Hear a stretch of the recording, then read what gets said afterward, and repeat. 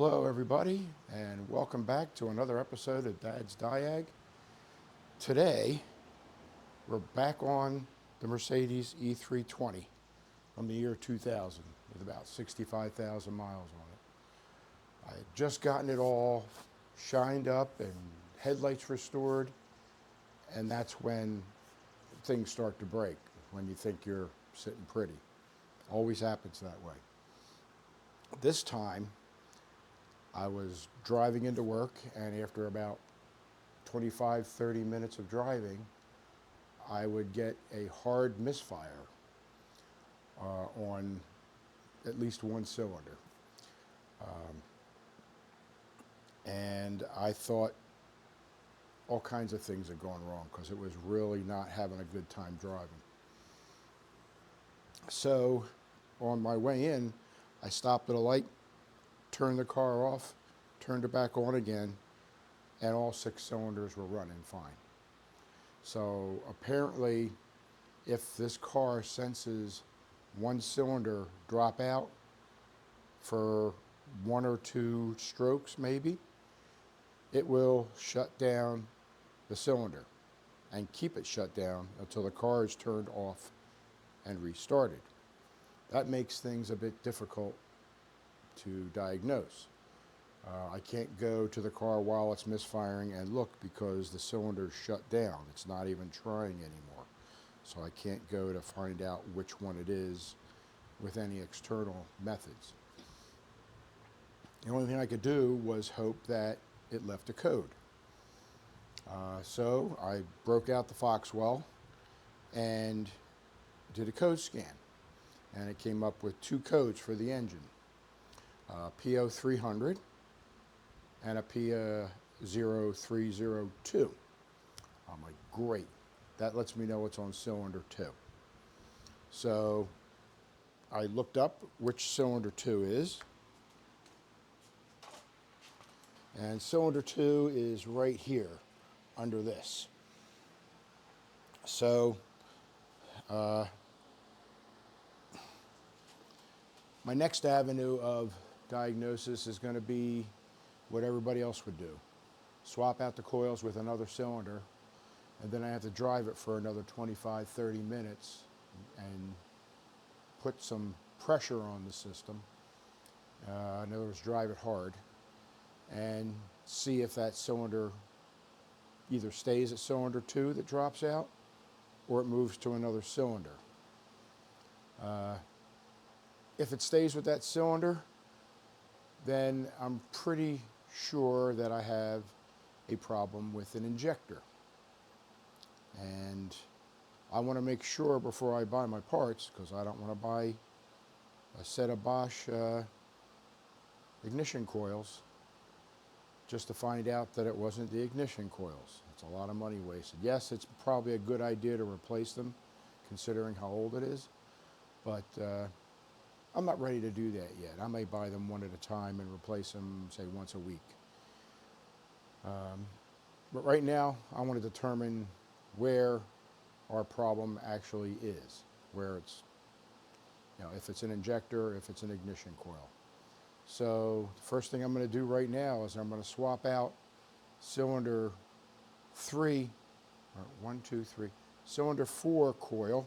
Cylinder 4 coil is over here. Easy to get to. So all I got to do is take that off and pop these 2 wires off and swap it out with cylinder 2. And then drive it till the problem happens again. And from there I'll have a direction to go. As I said, test before you replace. Make sure that the part you're replacing is definitely bad. Yes, it helps to know some electronics, especially when you're working with ignition coils or just about anything else in a car like this. Because even back in 2000, these cars had as much electronics in them as, say, a brand new Ford Focus had when it was new. The Germans tried out all their electronics first before the rest of the world caught on and decided to try to do it themselves. So That's why I've got a lot of the electronics from today in a car that's 25 years old. So let's get started on taking this thing apart and getting those coils swapped. I'm going to move my air box out of the way for the simple reason I can't get a tool in there to get that coil off. So this makes it easy. Just take the cover off the air box.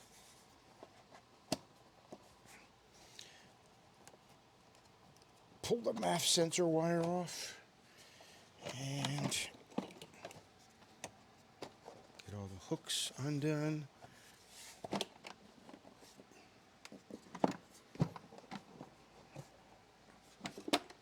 And there you go. There's your MAF sensor. It's a module that's in here. You don't necessarily replace that, you replace the whole thing. Take a good look. I'll put that aside. Okay, now I can get to cylinder 2 very easily. Firing, or the cylinder placement is 1, 2, 3, 4, 5, 6. So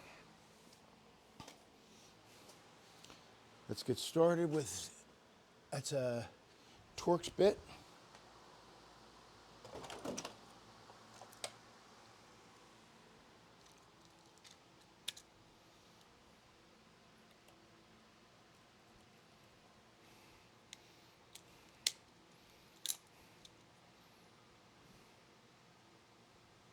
I got a T30.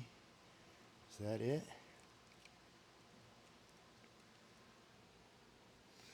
Probably not. Let's go to T25.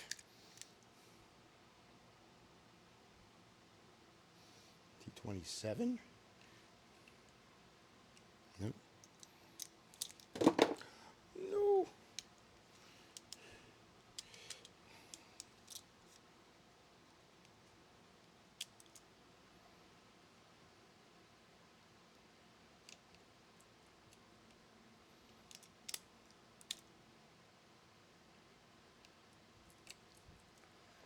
Okay. It is a T27.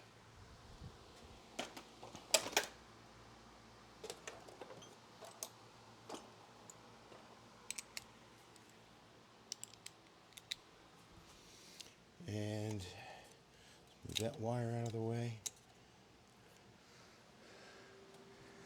I did the wire jiggle. That didn't seem to stop or start the problem while it was running. So I think I just have a problem with it when it gets hot.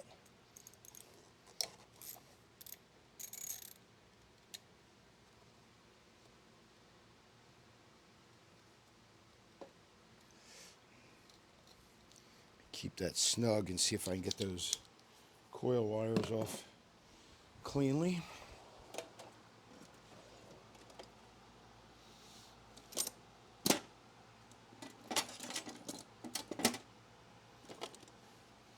Got a pair of these pliers just so I could change the plugs, because getting in here is difficult.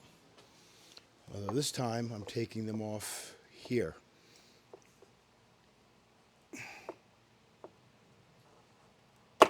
It's one, that's the upper.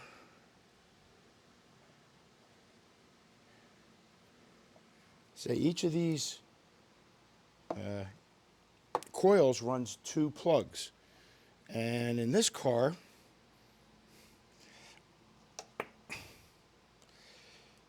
they saw fit to put 2 spark plugs in each cylinder. That's right, 2 plugs per cylinder. It's a Mercedes thing.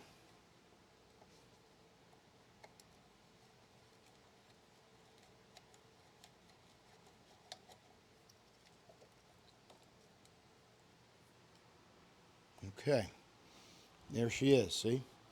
2 outputs. Got a little oil on it. I'd like to find out where that's coming from.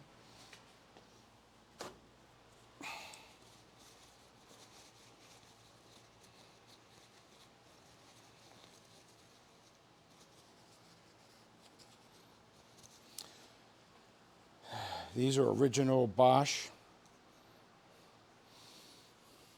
Let's put that aside. I want to see if I can mark that with something so I know it's the one I'm swapping around. So may have to squirt that down so that I can write on it with a white paint marker.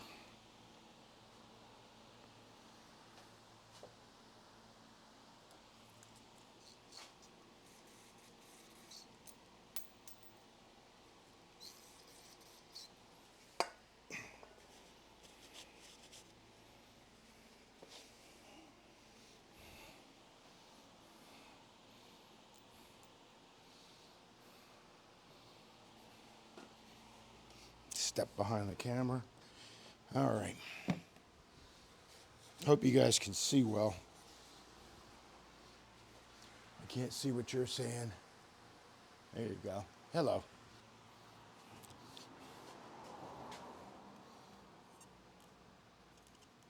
Yeah, I'll put a question mark on it. That's the one that's in question. Let's go over to cylinder 4. Try to get this guy off.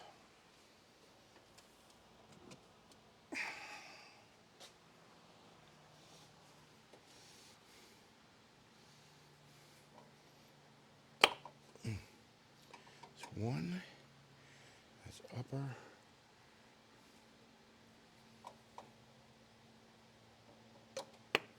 It's 2. Well, that appears sealed at that end.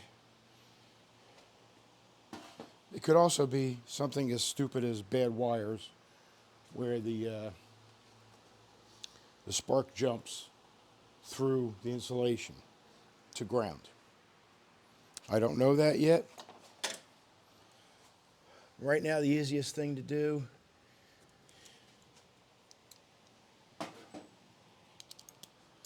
is just do a swap and then a drive test.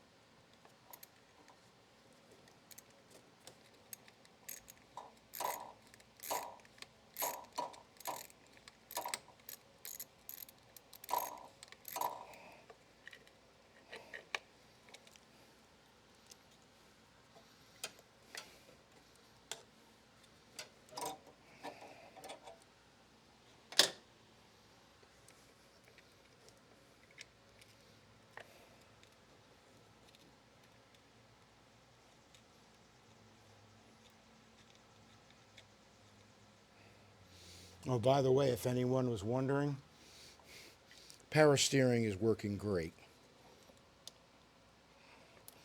So that was kind of a guess as far as what was going on. And I just kind of guessed by how it felt. And some of the environmental differences. It would be fine when it was warm. It wouldn't be fine when it was cold. So my best guess would be to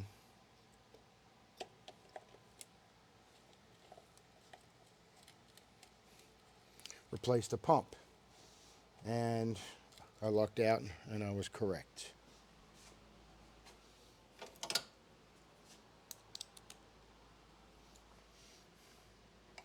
And if anybody tells you to swap wires, don't. That's a big no-no. because then you'll be swapping the firing order and make a cylinder fire at the wrong time, which could ruin your engine. There we go. And we put him on the bottom.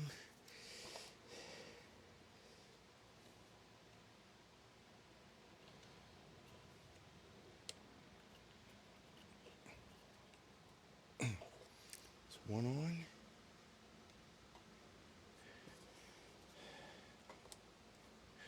So this really right here is the easiest thing to do. It only takes a few minutes to swap a coil out.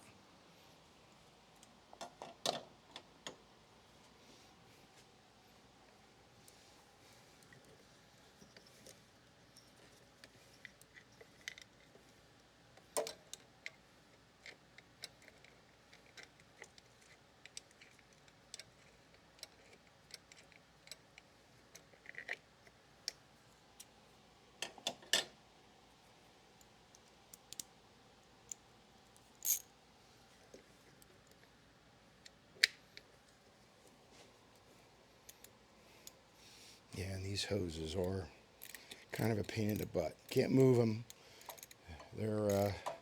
It's a solid hose that goes from intake to the brake booster. So I really can't bend that around. It will break. It's plastic.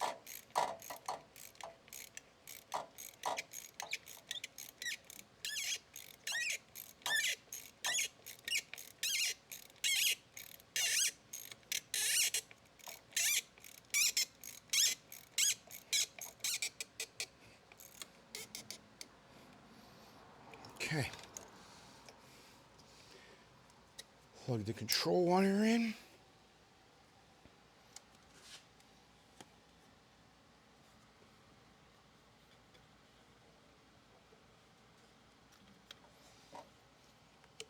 Does it really matter which one goes where? I'm not so sure. Both spark plugs are going into the same cylinder. There we go. And that's it. Button her back up and we're ready to run a test. And if the test is right, then I replace that guy, which is now on cylinder 4. Otherwise, I got to pull this fuel rail, which runs over here and across here. There's our fuel rail. There's our injector wires. And it would be this injector that's giving me problems.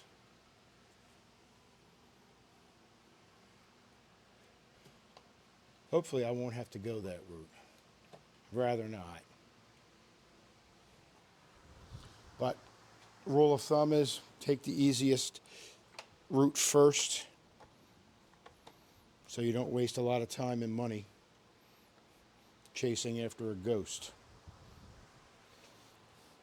This is non-destructive testing.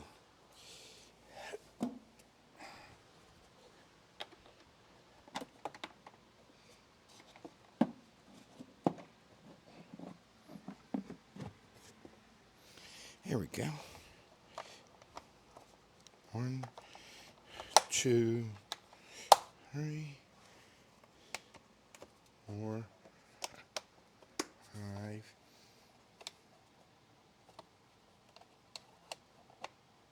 6. Get that tightened up.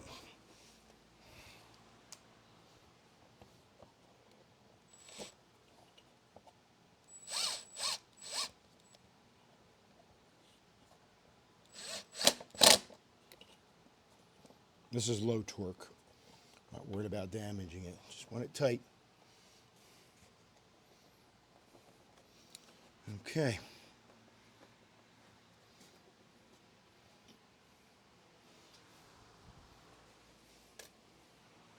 Of course, another good rule of thumb is check for intake leaks. This flex tube is the original.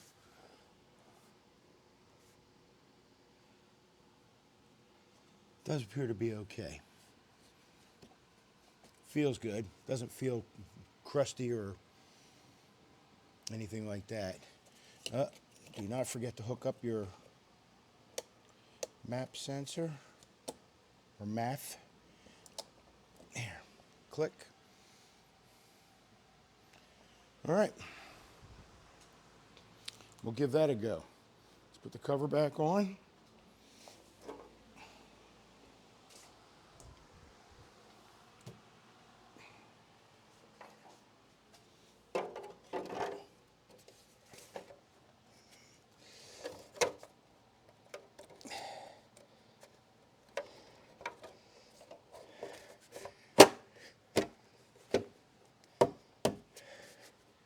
Okay.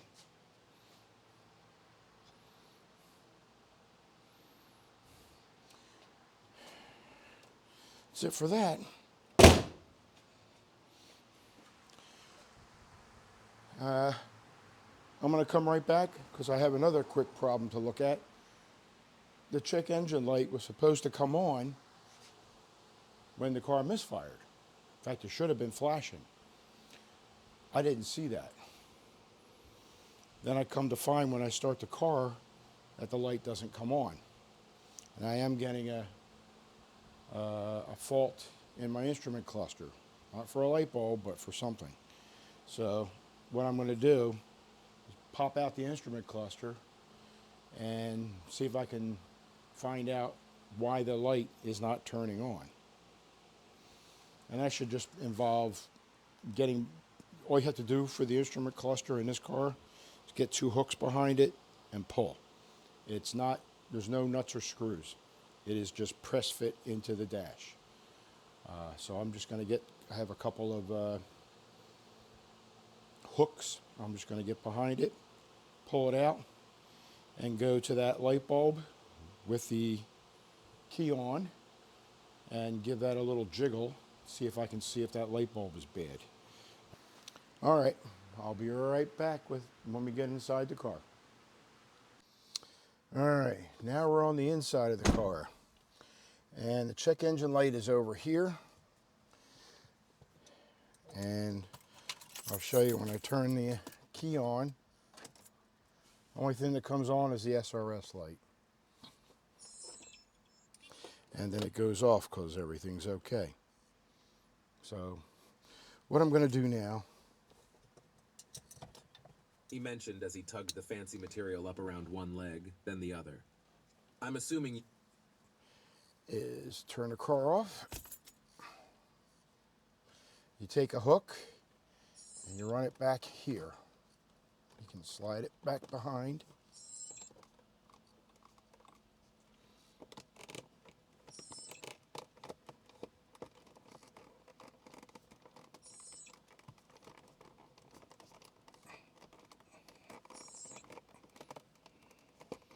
And give it a turn to grab the, there.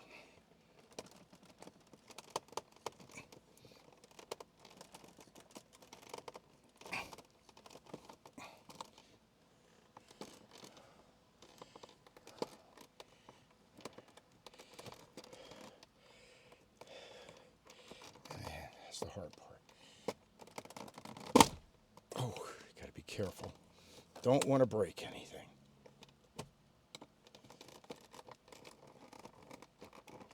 But you gotta get behind it. You gotta feel your way up.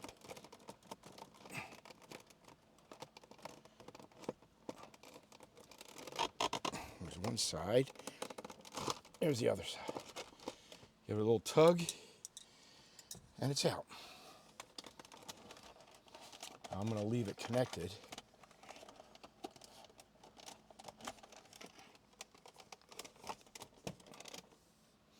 And yes, these are all the wires for that. That's disconnected. We pull that core cable off and this cable off. Very easy. And right here you've got this light bulb and this light bulb.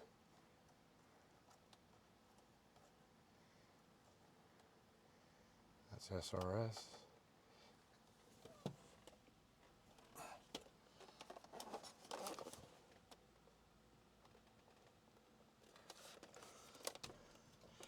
You see what's what.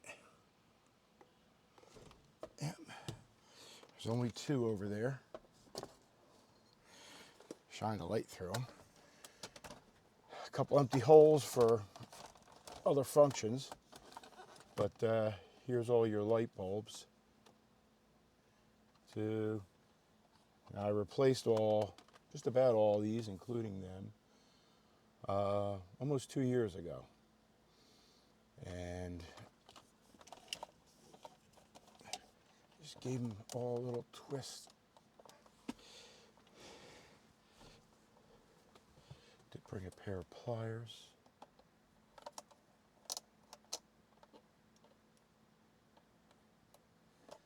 This one doesn't feel right, feels loose. Here's your light bulb. So there's your light bulb.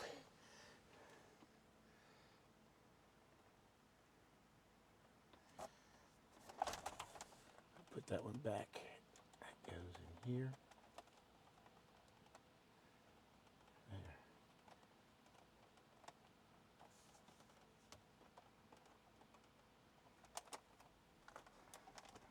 Oh, that may be our problem.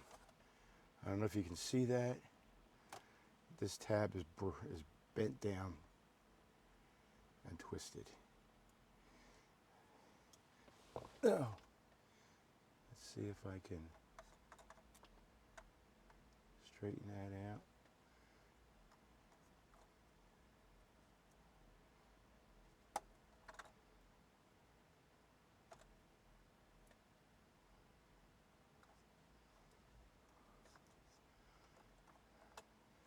Bend them in the right place. And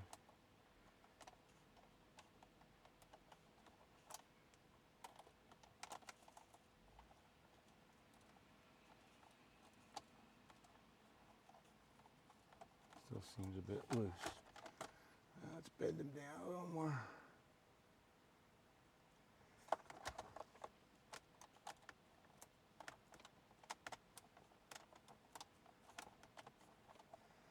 That went too far.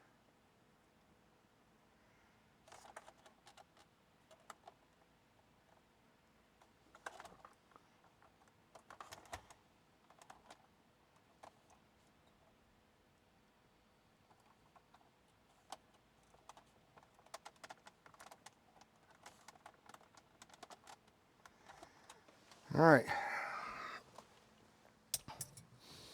Let's plug it in and see if I need buy new light bulbs or not.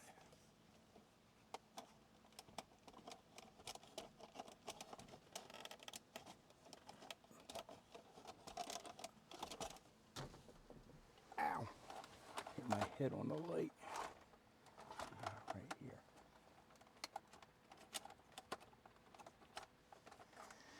That one in.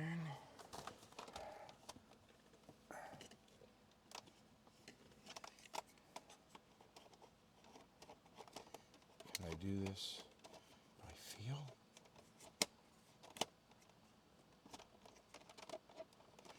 I got that one in. Just going to lay it in there and turn the key. Nope. It's the outside one.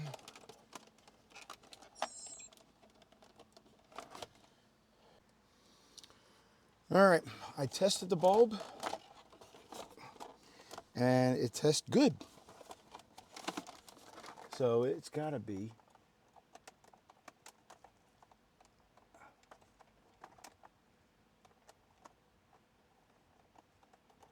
with how it's put in. I'm going to have to take this out so I can see what I'm doing.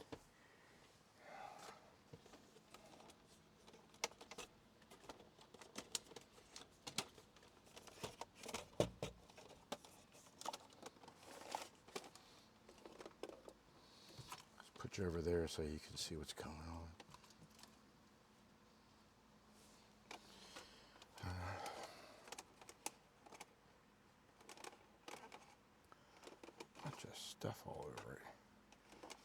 plastic dust? I don't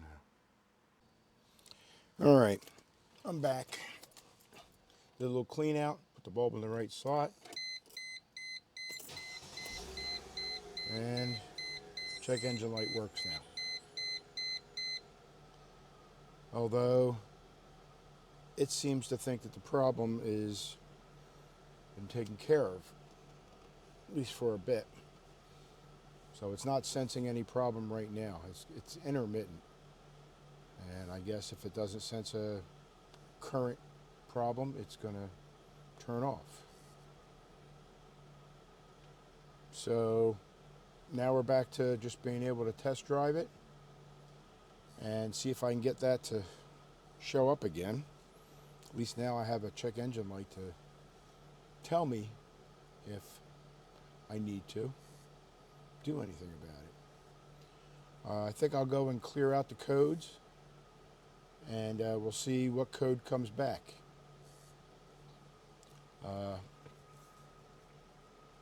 So for now, for you it's going to be a blink of an eye. For me, it could be a day, it could be two, it could be a week until I get this thing to do it again. And I'll be back then. All right, welcome back to Dad's Diag. I'm back with the Mercedes E320. This has been a couple days. When I last left you, what we were planning on doing was swapping out the coils and running the car again to see if the problem followed the coil, and it didn't. It stayed on cylinder number 2.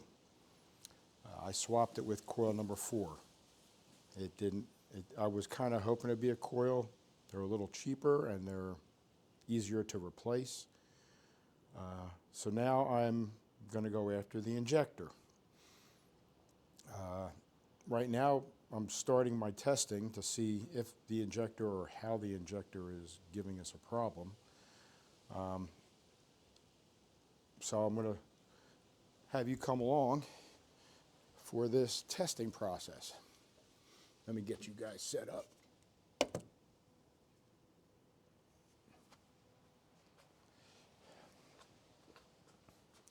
All right, this is the injector that's given us all the problems.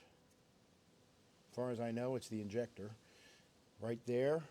And I'm going to test it against injector number 4 over here. Let's see if you can see that.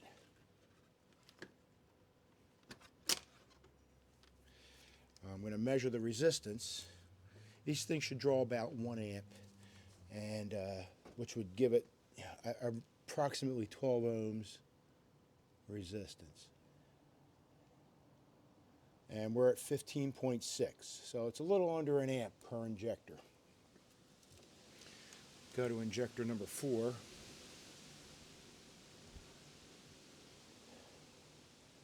$15.5. So electrically, the injector appears to be okay.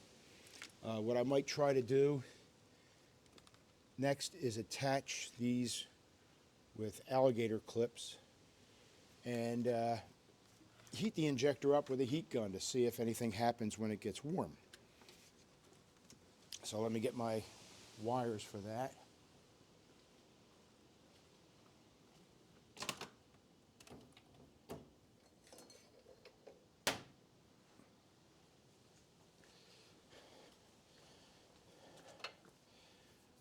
Let's see if I can get these alligator clips on the injector terminals. Polarity does not matter at this point. It's just a coil. Coils don't have polarity.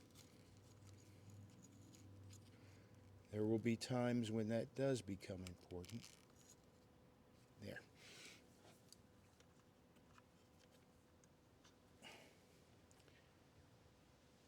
$15.6. Okay. Let's get that here. Let's get a heat gun. Heat that thing up, see if it opens up.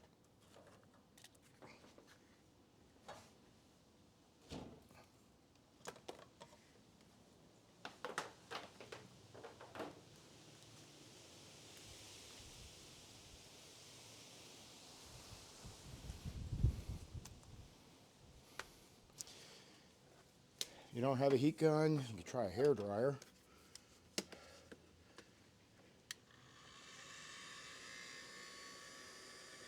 Let's see what happens. This thing is extremely hot. It can melt solder.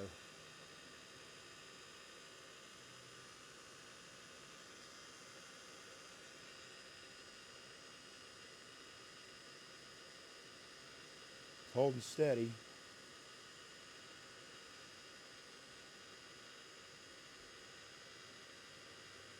Going up a bit, which happens when things get warm. 16 ohms. That's normal for it to rise like that. I'm looking to see if it makes a drastic change.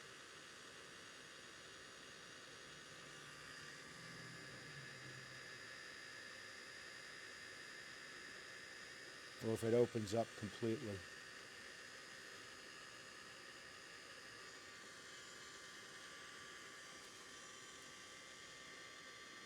$17. I'm simulating a hot soak without having to drive the car.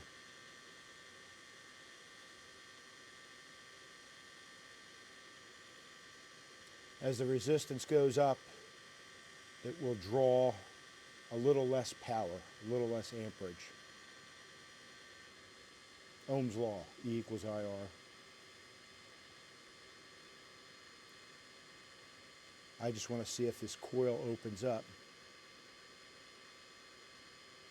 Remember, this problem is intermittent, and it usually does it on a hot soak after the engine's been running for 25 minutes to a half an hour.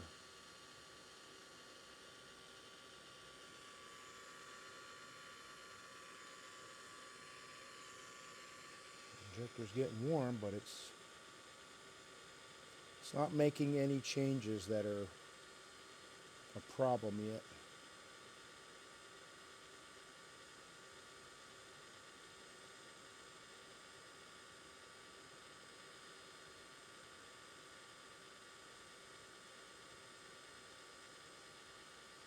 If it makes a major jump, that means the coil is becoming unstable electrically inside the injector.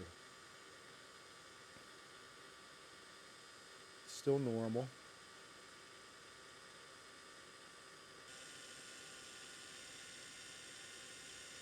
Kind of holding at 18.7 ohms.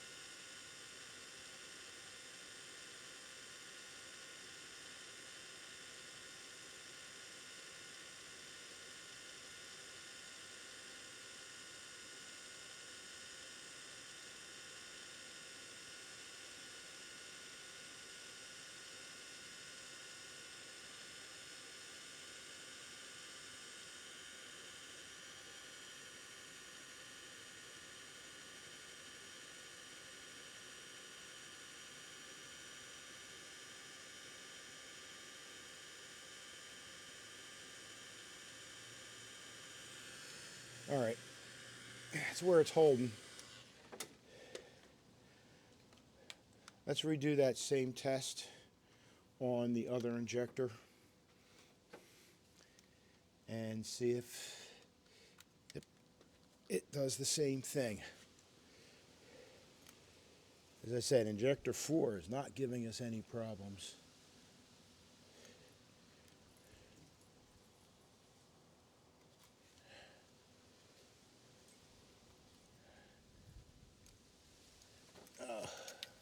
Can't get my fingers in there. One.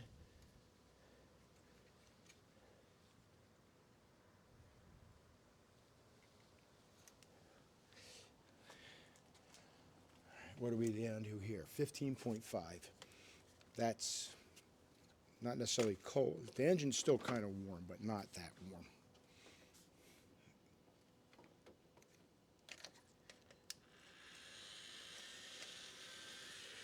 All right.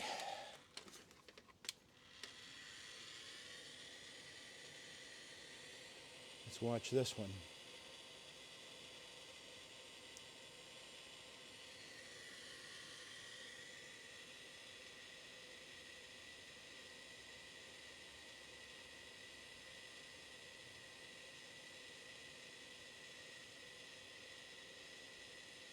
It's rising just like the other one.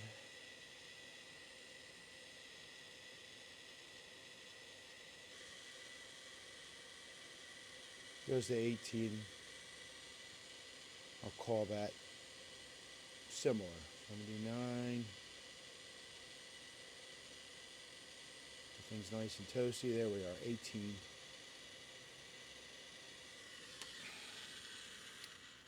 Call that a valid test. And at this point, all I can say is it's not something inside the injector electrically. Doesn't mean it's not clogged, because that'll cause a misfire. At the very least, I could pull the injector out, 4 bolts holding the fuel rail on, and pull the injector out and try to clean it, and then reinstall it and see if our problem goes away. There's also another test we could do.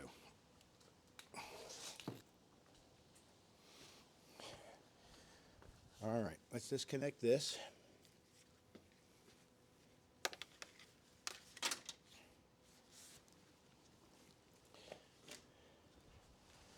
Another injector, or another test we can do, is to check the wiring for the injector. I created this little plug-in. This will also let me test pin drag, because these pins are the same width. That one's not that great.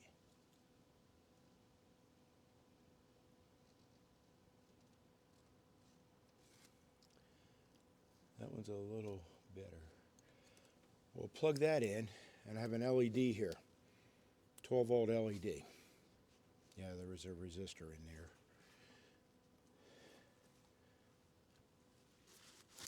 And I'll plug this one back in, number 4.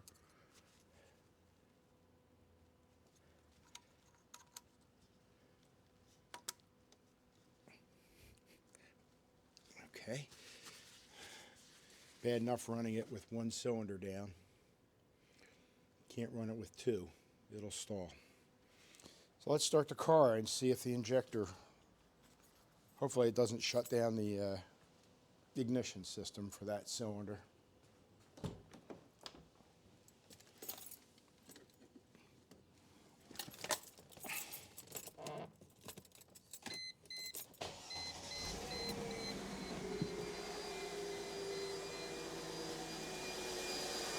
What do we got?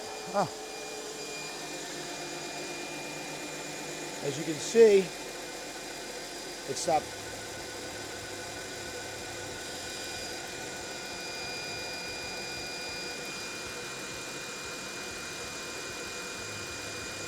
Yeah, the computer shut that cylinder down.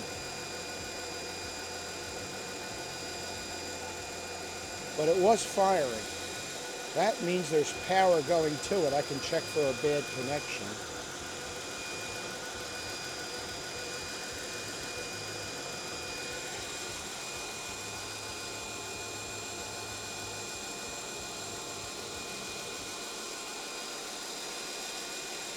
And the computer says, you got a problem with your injector, and I'm going to shut that cylinder down.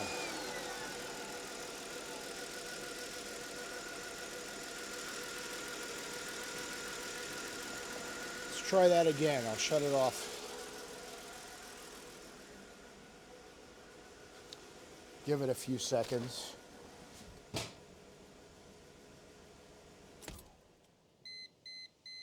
My check engine light is now on.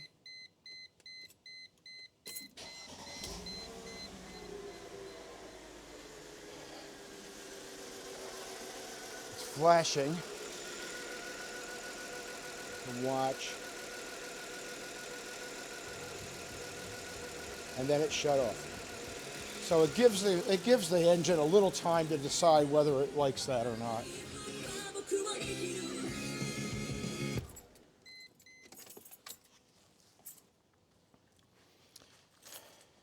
Did a wire jiggle, didn't see anything wrong there. At least not here.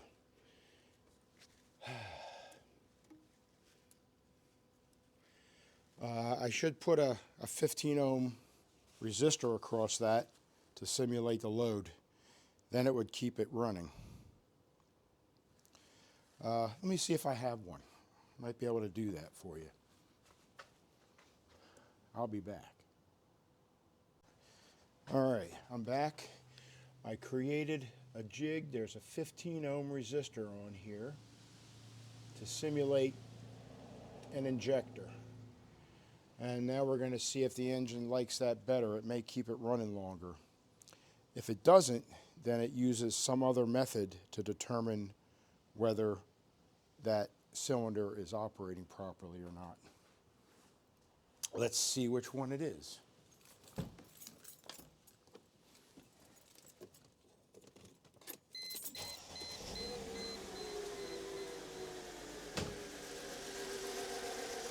All right, we got the flashy.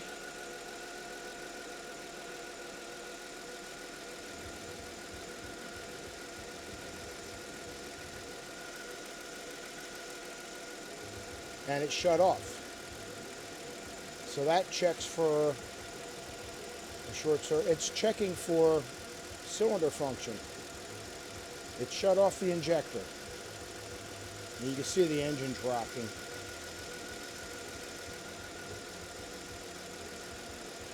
So, now it's not using the injector current to tell you whether the injector is okay or not and shutting it off.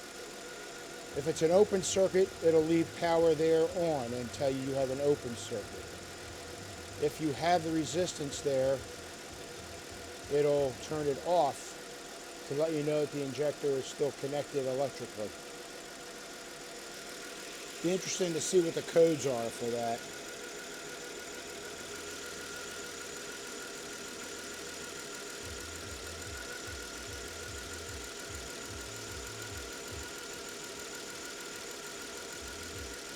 Once it shuts it off, it leaves it off until the engine is shut down.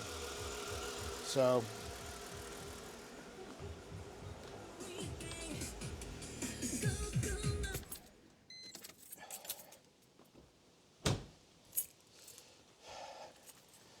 that's pointing me in the direction of a fouled injector. So everything else is testing out properly. I guess my next step is to pull that injector out and see if I can find a way to clean it and put it back. I might do a little research too, just to find out the best way to clean it. When I do find out, I'll bring you along for the ride.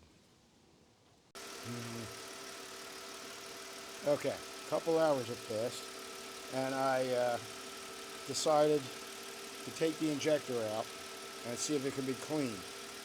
So I did clean it, and I swapped it with injector number 1. Now it's just another waiting game to see if I get a code for injector 1. So I'll come back once I give it a good test run, a good hot soak, and we'll see if either cleaning it or moving it has fixed anything.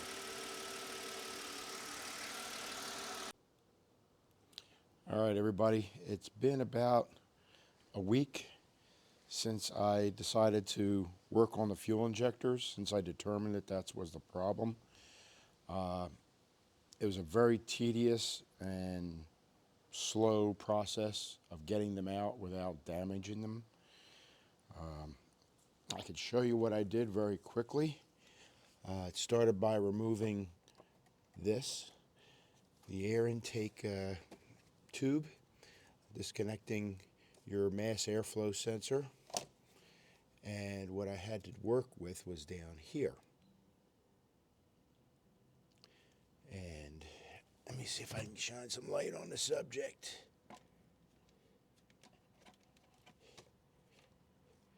Maybe you can see. There is injector number 2 right here. All right. Unfortunately, to get to injector number 2, I had to disconnect these 4 bolts and lift the fuel rail up. which gave me access to the injectors. And when I did that, it pulled the O-rings out of the injectors and left them up in the fuel rail, which meant I had to modify a hook tool to get up in there and get them out, because I couldn't lift it any more than an inch above the injector. So I took injector 1 and 2 out, and I cleaned them using compressed air, a power supply to turn them on and off, and a little brake clean. I shoot some brake clean in, and then I put some pressurized air on it, and I turn the injector on with a power supply. I set it to 9 volts. I did not want to go to full 12. I didn't want to heat it. Now, you think, oh, these injectors are turned on, but they're only turned on for a short time, which means they don't get a lot of on time. And the more on time they get, the warmer they get. So I cleaned these two, and I swapped them. So I have injector 2 here and injector 1 in cylinder 2. And I decided, let's give it some time, and let's see if it fails. And over the course of a week, it did not fail. It's still running quite smoothly, and as a matter of fact, I've gotten about 2 more miles per gallon out of that 25 to 30 minute run. Now, my car can show me miles per gallon as I'm driving, and I'm getting consistently about 2 more miles per gallon. So I'm going to call this a fix. At some point, I may want to replace all of them if I'm going to be having that problem. Cleaning them doesn't make them last any longer, and I'd need a set of O-rings and everything else to redo this. So that'll be a bigger undertaking, getting that fuel rail off.